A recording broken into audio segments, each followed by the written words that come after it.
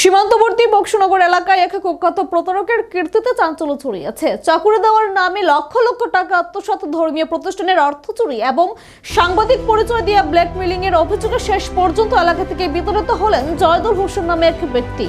22 December বক্সনগরের আশুবাড়ি মাদ্রাসায় মসজিদ কমিটির এক জরুরি বৈঠক বসে। সেখানে জয়দুলের বিরুদ্ধে ওঠা একাধিক দুর্নীতির প্রমাণ মেলায় সর্বসম্মতিক্রমে তাকে কমিটি থেকে বহিষ্কারের সিদ্ধান্ত নেওয়া হয়। অভিযোগ রয়েছে, সিদ্ধান্ত শোনার পরও জয়দুল ও তার সহযোগীরা ধারালো অস্ত্র নিয়ে কমিটির সদস্যদের উপর হামলা চালায়। খবর পেয়ে পুলিশ ও স্থানীয় উপপ্রধান ঘটনাস্থলে পৌঁছে পরিস্থিতি নিয়ন্ত্রণে আনেন। স্থানীয়দের দাবি, ত্রিপুরা পুলিশের চাকরি দেওয়ার নাম করে এলাকার 5 যুবকের কাছ থেকে প্রায় 10 লক্ষ টাকা হাতিয়ে নিয়েছে জয়দুল। এছাড়া মসজিদের নামে আসা বিদেশি অনুদানের গাড়ি ব্যক্তিগত কাজে ব্যবহার এবং তাবিজ বিক্রির নামে সাধারণ মানুষকে ঠকানোর অভিযোগও দীর্ঘদিনের।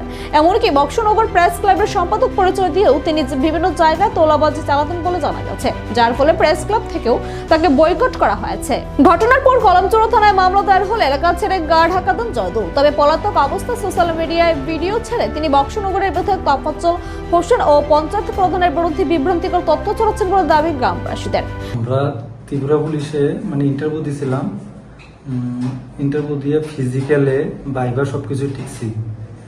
ভাইবার 10 দিন আগে সাংবাদিক জয়দল বক্সনগরে উনি কল দিছিল, আমার একটা নাম্বার আছে, ওইদিকে গেছিল, যাই আমার কল দিছে যে এমন তুমি যে ইন্টারভিউ দিছিলা, এটি তো একটা গুড ভালো একটা নিউজ আছে আমার কাছে, এমনি একটা চ্যানেল করতে পারো, তুমি আমাকে দেখা করো। তো এমনি আইসি আওয়ার পরে কইছে 5 লাখ টাকা লাগবে, কনফার্ম 100%, 5 লাখ টাকা লাগবে, দিলে চাকরি দেবো। তারপর 2.5 লাখ টাকা আগে দিছি, কইছে 2.5 লাখ টাকা আগে দিতে লাগবো। 2 লাখ টাকা জোগাড় করছি, কারণ ক্যাশ টাকা তো হাতে থাকে না। 2 লাখ টাকা দিছি, তারপরে কোনা 50,000 আরো লাগবে। তো আমার থেকে 50,000 নিছি। নেওয়ার পরে এরপরে আমার কাছে আরেকজনকে নিছি, তুমি ডরাইও না।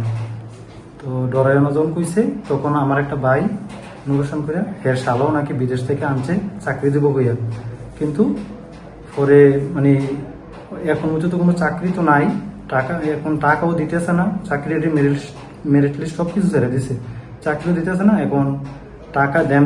পুলিশ ঘটনা তদন্ত শুরু করেছে এবং অভিযুক্তকে গ্রেপ্তারের চেষ্টা চালাচ্ছে।